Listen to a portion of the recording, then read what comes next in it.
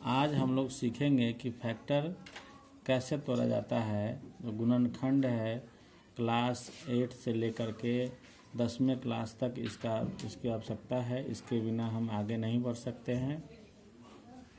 खास करके अलजेब्रा का ये वेरी इम्पोर्टेंट पार्ट है जिसको हम लोग आज सीखेंगे बेसिक तरीके से ये कैसे इसको तोड़ा जाता है।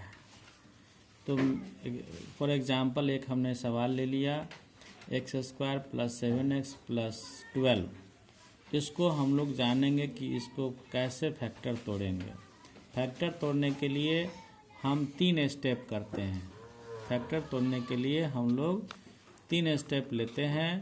पहला स्टेप है कि इसके फर्स्ट टर्म को और लास्ट टर्म को दोनों को मल्टीप्लाई करते हैं।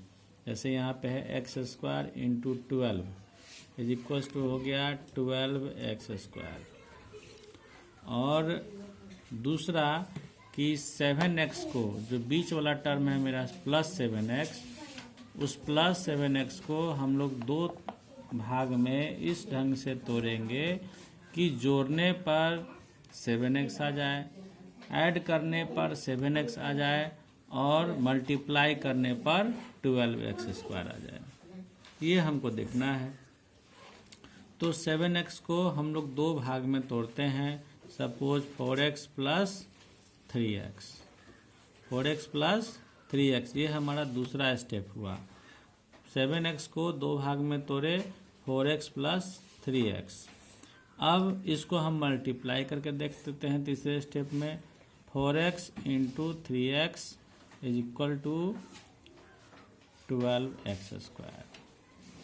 इसका मतलब ये हुआ कि जो हमारा फर्स्ट स्टेप था वो और थर्ड स्टेप, ये दोनों जब हमारा इक्वल हो जाए, यहाँ भी 12x² है और यहाँ भी 12x² है, तब हम समझेंगे कि जो हम फैक्टर तोड़ रहे हैं वो हमारा सही होगा। तो चलिए अब इसी को हम यहाँ पर अप्लाई करते हैं। x² के बदले x², 7x के बदले हमको लिखना है 4x + 3x और +12। पहले वाला जो 12 है उसको हमने उतार दिया। अब कॉमन लेना है, x² + 4x में कॉमन लेंगे। हम देखते हैं कि x इसमें भी है और x इसमें भी है, तो x हम कॉमन ले लेते हैं। तो बचता क्या है, यहाँ एक x बचता है, प्लस के बदले प्लस, और यहाँ से भी x बाहर आ गया तो बचा क्या, तो 4। फिर अब दूसरे वाले टर्म में चलते हैं। इस दोनों में भी हमको कॉमन लेना है। तो यहाँ पर हम देख रहे हैं क्या कि प्लस तो है ही, इसमें 3 अगर कॉमन ले लेते हैं तो बचता है x + 4। यहाँ भी x + 4 बचता है।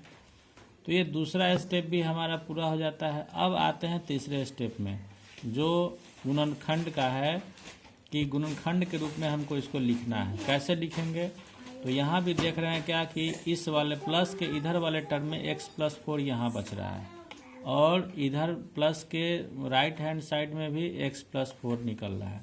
तो इस दोनों टर्म में से हम x + 4 बाहर निकाल देंगे। तो x + 4 हमने बाहर लिख लिया। बचा क्या, यहाँ पे x, तो इसको भी हम एक ब्रैकेट दे करके इस x को भी लिख लेंगे। फिर यहाँ दूसरे वाले टर्म में देखते हैं कि x + 4 बाहर आ गया। बचा क्या, तो 3। तो फिर इसको हम x + 3 यहाँ पे दे दिए। इस तरीके से हम लोग फैक्टराइजेशन करते हैं, जो इम्पोर्टेंट पार्ट है हमारे अलजेब्रा का। क्लास 7 से शुरू होता है और 10th क्लास तक इसकी आवश्यकता होती है। तो आज हमने आपको बेसिक तरीके से बताया कि फैक्टर कैसे तोड़ा जाता है।